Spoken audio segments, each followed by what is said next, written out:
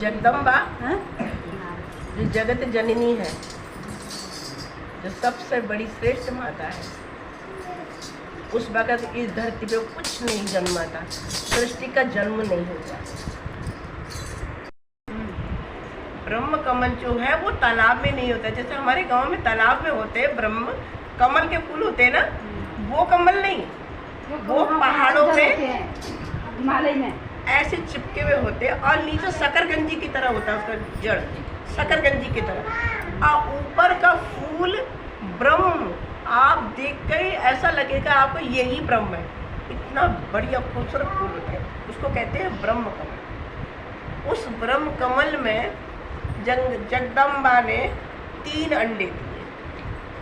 अब तुम स्कूलों में कहते हैं बच्चों, यस सर, अंडा पहले आया था कि मुर्गी पहले आई थी, बोलते हैं ना।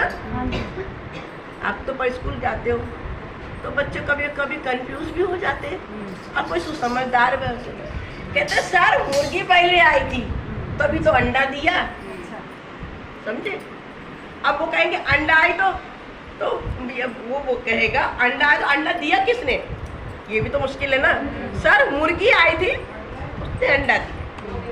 यहाँ भी यही हाल है, जब ब्रह्म कमल में 3 अंडे जगदम्बा ने दिए, अब उसमें जैसे ही ब्रह्म कमल में से 3 अंडे निकले तो उसमें से ब्रह्मा विष्णु उपस्थित हुए। ऐसे नहीं कि छोटे छोटे बच्चे नहीं, बच्चों में नहीं, एकदम बड़े, जैसे ही अंडे में से निकलते, जैसे सांप के बच्चे इतना होता है इतना होता है इतना, एकदम इतना हो जाता, चलने लगते, जब फुतकने लगते तो बड़े हो गए, ब्रह्मा विष्णु बड़े हो गए। तो जगदम्बा बोली, सबसे पहले उनके विष्णु के पास गई, बोली आप मेरे साथ संभोग करो। तो बोले विष्णु भगवान बोले, हे माते, हे जगदम्बे, हे जगत जननी, हे जगत कल्याणी, आप हमारी माता हो, हम अपनी माता के साथ में ऐसा नहीं कर सकते। तो उनने बोला अच्छा मेरे साथ ऐसा नहीं करता है, तो तीसरी आँख खोली, भस्म कर दिया, इसको विष्णु को भस्म कर दिया, वो जल कर वहीं खाक हो गया, ढेर हो गया, राख का ढेर हो गया। फिर गई ब्रह्मा जी के पास में, ब्रह्मा जी बोले तुम क्या देख रहे हो, संभव करो मेरे साथ में। हे माते, हे जगत जननी, हे जगदम्बा, आप जगत जननी हो, जगत कल्याणी हो, हमारी माता हो, हम आपके साथ में ऐसा, उसको भी भस्म कर। अब भोले बाबा जो है सतर्क सो गए। भोले बाबा इतने सतर्क सो, तभी तो कहते श्रेष्ठ कौन है, भोले बाबा, इसीलिए कहते हैं भोले बाबा श्रेष्ठ क्यों है। उनने माता कह के संबोधित किया, दोनों ने। अब उनके पास गई, भोले बाबा के पास में, बोले तुम क्या देख रहे हो, तुमको बोलना पड़ेगा, संभोग करो। बोले एक शर्त है मेरी। बोले क्या शर्त है तेरी, बोल क्या शर्त है। बोली जो तीसरी आंख मुझे दे दोगी तभी ही मैं ऐसा काम कर सकता हूँ।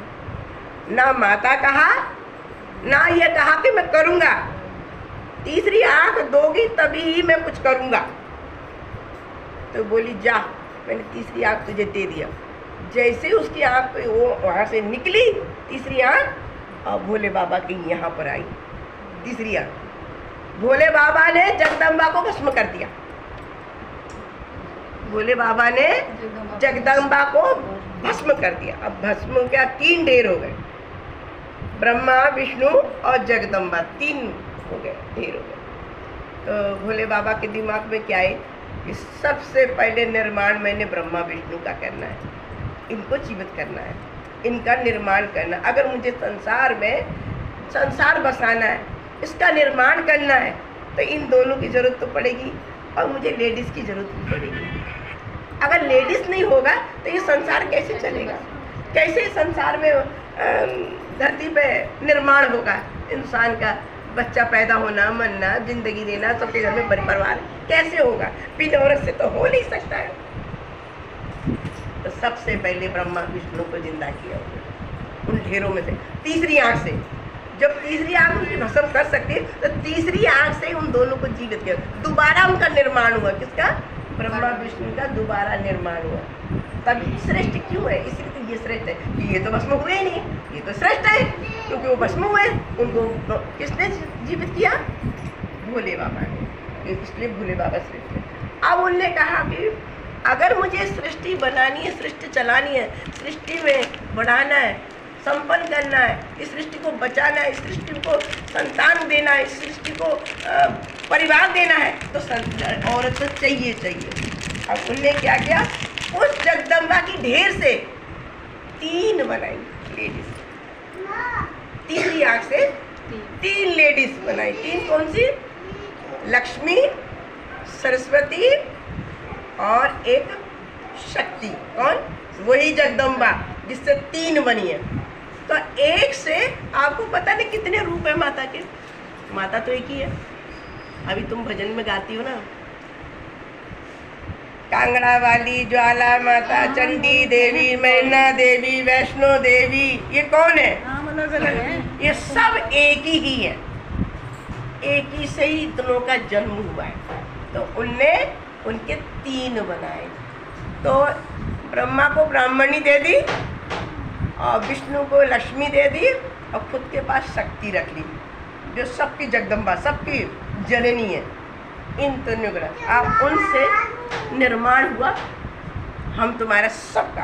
अब ऐसे नहीं हुआ, उसमें से भी जो उनकी संतान, जो अपने शरीर से उनने जो ऋषियाँ मुनि जो निकाले, जो हमारे गोत्र हैं, कश्यप और ये क्या कितने 52 गोत्र में से, जो प्रभु ने कहा मैं घर घर जाके तो शिक्षा दे नहीं सकता हूँ, ना घर घर शिक्षा मैं दे सकता हूँ, मैं तो अकेला श्रेष्ठ हूँ, अकेला ही हूँ।